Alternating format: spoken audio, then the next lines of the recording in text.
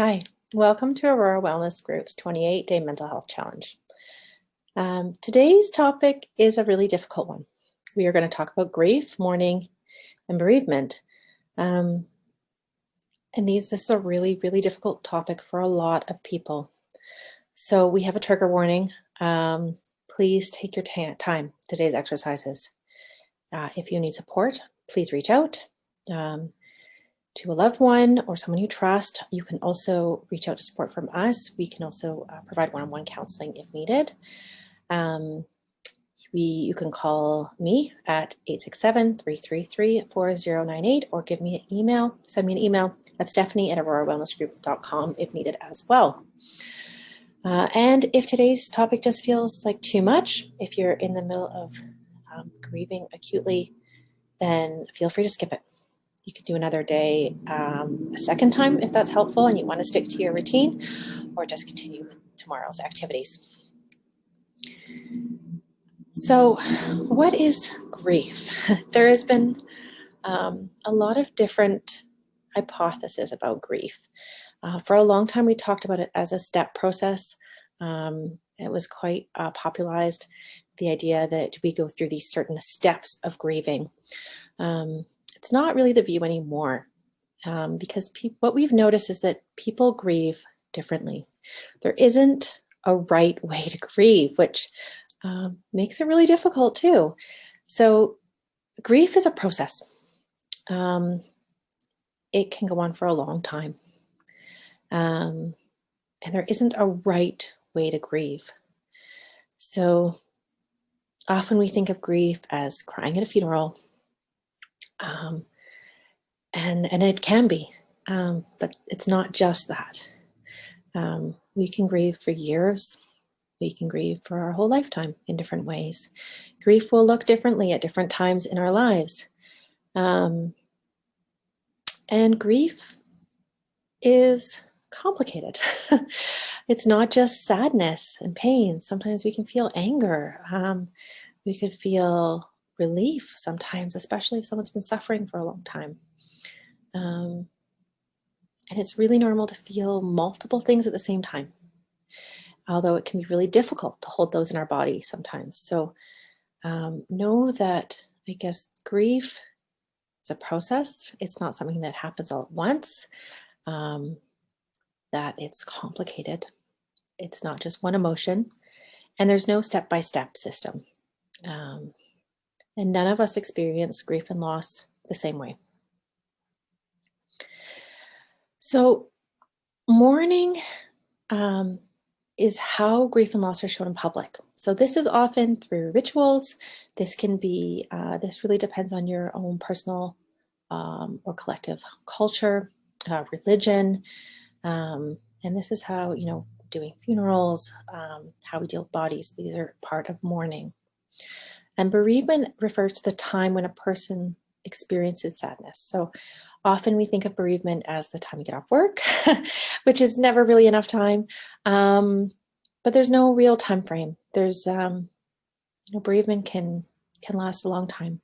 But the pain will change in different parts of our lives. So we're going to go back to grieving a little bit. It's not a straight line. I wish there was a step-by-step. You get through all the steps and then you're done and you're good. It's not that easy. So often it can feel like a roller coaster. Just when we're feeling like we're okay, it can hit us again. And this is normal. We'll have days where we feel better than others. And sometimes we'll have years where we feel okay, and then something will hit us again. And that's also okay. Time does help with grief. As sometimes we just learn to live holding on to grief a little bit better, even if the pain is still there for a really long time. Grief can also take unexpected forms, right? Doesn't, as we said before, it doesn't always look like sadness. Grief can be pretty complicated, especially if we're dealing with a complicated or difficult relationship. Or if we've watched someone suffer a long time with an illness, grief can look different depending on the person, depending on the situation. There's a lot of factors. So the other part of grief is it's not just about the person who died. Grief is about a lot more. It's about our own loss around our relationship, around our day-to-day, if that person was a big part of our day-to-day lives. We can also grieve the loss of a future that we thought we had, especially if it was an unexpected death or a death of a younger person. We're not just grieving the loss, but we're also grieving the loss of a future we thought we had with them, or a future that we thought they had. Grief can also really affect how we see our world, and we can grieve the loss of trust in our world. So sometimes after a big loss, we might question our spirituality. We might question our own safety or the safety of people we love. And all of this is a really normal part of grieving. So as you see, it's very complex. It can take a lot of different forms. And it doesn't go in a straight line. I think the really important part to really think about grieving is that however you need to grieve is normal and is right. There's not a right way of doing it. And you need what you need the most when grieving. So today's activity is pretty simple and it's pretty individual. So today we're going to remember someone we lost. This could be someone recent, this could be someone from a while ago, whoever comes to mind.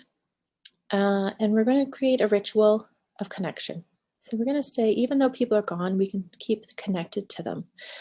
There are a few ways you can do this, and just pick the one that feels right to you. And if you have another way of doing it, you can do that as well.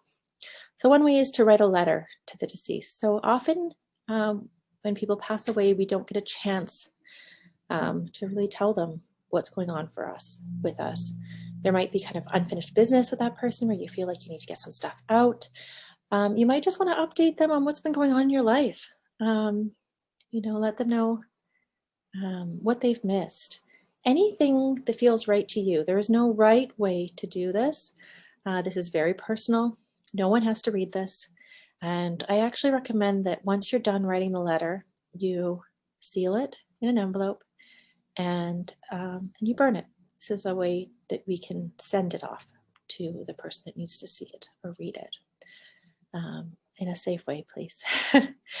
So writing a letter can be really powerful and healing. You can also light a candle. So take a few minutes to light a candle, sit in silence, remember that person. Take a moment just to feel them with you. You also do something they loved. So maybe they had a favorite meal. Prepare that for you and your family. Maybe there was a place that they love to visit. Go there. Any sort of customs that they were part of your life with them. You can do that again and remember them. You can also reach out to someone who also loved them. Share stories, grieve together if you need to, or just spend time knowing that you have that shared connection with them. So those are your activities for today. Again, if it feels like too much, that's okay. Do what feels right and leave the rest. And today your guided meditation is releasing grief and bringing in the positive.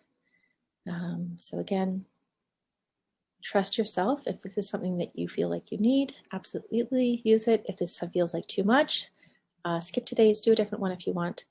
And feel free to reach out to us. As always, we encourage you to journal or draw about your experiences. This just brings it to a deeper level. And go back to gratefulness. Don't forget to write down something you're grateful for. And if you're comfortable, consider sharing some of your thoughts with a loved one or someone you trust. If your experiences are really personal today, I don't recommend putting them on social media, but feel free to reach out to us if you'd like, or to someone you love or trust to share those. So congratulations on finishing day 15, and we will see you tomorrow.